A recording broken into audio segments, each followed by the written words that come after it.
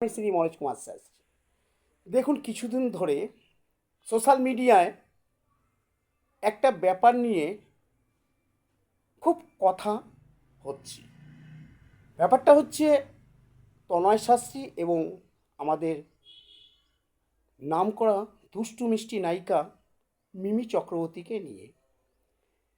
দেখুন, ওনাদের ব্যাপার কি হয়েছে না হয়েছে সেটা ওনাদের ব্যক্তিগত ব্যাপার, কিন্তু সত্যি কথা বলতে কি জানেন, তনয়বাবু ওনার ক্ষতি করবে এইভাবে কেউ কেউ লিখছে, আবার কেউ কেউ কমেন্ট করছে এসব ভণ্ডামি তনয় করে দেখা, তাহলে মনে করো বিরাট বড় ও তান্ত্রিক। আবার কেউ কেউ বাজে বাজে কমেন্ট করছে তান্ত্রিক বা জ্যোতিষীদের নিয়ে। সত্যি কথা বলতে কি জানেন তো, আপনারা তো কখনো তান্ত্রিকের খপ্পরে পড়েননি।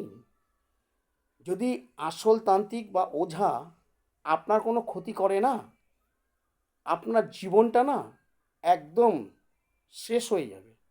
কোনো তান্ত্রিকের পাল্লায় হয়তো আপনি পড়েনি যারা বাজে বাজে কমেন্ট করছেন।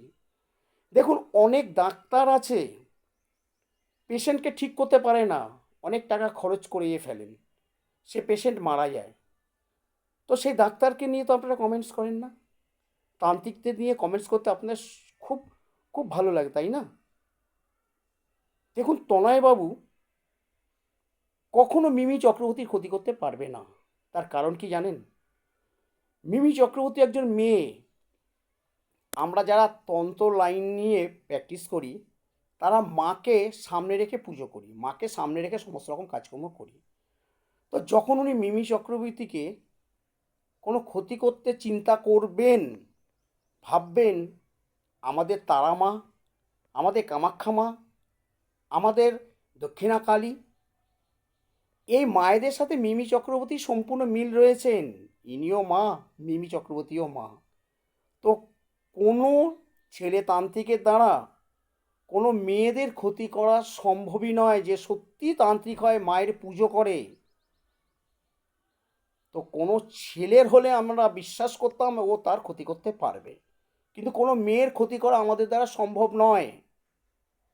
তাই তনয়বাবু কোনোদিন মিমি চক্রবর্তীর ক্ষতি করতে পারবে না। কারণ আপনারা বিভিন্ন রকমভাবে বিভিন্ন কমেন্টস করছেন, যেন কোনোদিন কোনো তান্ত্রিকের পাল্লায় কোনো পুরুষ না পড়ে। যদি কোনো ছেলে কোনো তান্ত্রিক দ্বারা ক্ষতি হয়, সে চিরদিনের জন্য বাজে কমেন্টস করা ভুলে যাবে। তাই তান্ত্রিকদের নিয়ে কোনো বাজে কমেন্টস করবেন না। এটা আমি দেখছি দীর্ঘদিন ধরে আপনারা সোশ্যাল মিডিয়া এইসব নিয়ে আলোচনা করছেন। আপনারাই তনয়বাবুর ছবি দিয়ে, মিমি চক্রবর্তী ছবি দিয়ে কী সব আপনারাই লিখছেন, আবার আপনারাই বাজে বাজে কমেন্টস করছেন। তনয়বাবু হয়তো মিমি চক্রবর্তীকে তার ঘরে নিয়ে গিয়ে পাবলিককে দেখাতে চেয়েছিল যে আমি মস্ত বড় একজন তান্ত্রিক, দেখুন মিমি চক্রবর্তী আমার ঘরে এসছেন।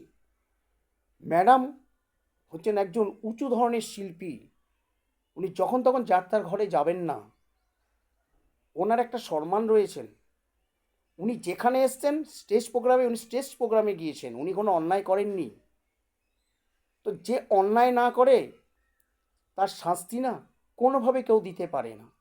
ছেড়ে দিন না, ওনার ব্যাপার নিয়ে ওনারা যা ইচ্ছে করুক। আপনারা কেন সোশ্যাল মিডিয়ায় তনয়বাবুকে নিয়ে, মিমি চক্রবর্তী নিয়ে এ সমস্ত কথাবার্তা বলছেন, মাঝখানে তান্ত্রিকদের যা ইচ্ছে বলছেন?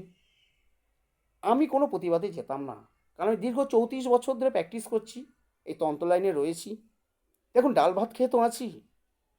100 জন লোক এলে হয়তো 80-90 জনের তো কাজ হয়। ডাক্তারবাবুর ক্ষেত্রেও একই ঘটনা ঘটে। ডাক্তারবাবুর কাছে 100 জন লোক যদি যান, 100 জন পেশেন্ট যদি যান, হয়তো 90 জন বা 80 জন সুস্থ হন, বাদবাকি 20 জন বা 10 জন হয়তো সুস্থ হন না, তারা অন্য ডাক্তার খোঁজেন। তো তারা আপনারা তো কমেন্টস করেন না। তাই বলছি, যখন কমেন্টস করবেন বুঝে শুনে করবেন, ব্যাপারটাকে ভালো করে যাচাই করে নেবেন সত্যি না মিথ্যা। অভিজ্ঞ কোনো তান্ত্রিক বা অভিজ্ঞ কোনো জ্যোতিষীর কাছে যান, দেখবেন আমরা কি পারি না পারি। আমার কথাগুলো কোনো খারাপভাবে নেবেন না। আপনি ভালো তান্ত্রিক বা জ্যোতিষীর কাছে গিয়ে আপনার নিজের জীবন সম্পর্কে কিচ্ছু বলবেন না। আপনি আপনার জন্ম সময়টা তার কাছে ফেলে দিন, দেখুন আপনার সম্পর্কে সে কী কী বলে, আপনার ভবিষ্যতে কি হবে, অতীতে কি হয়েছে, বর্তমানে কি চলছে, আপনি সব জানতে পারবেন।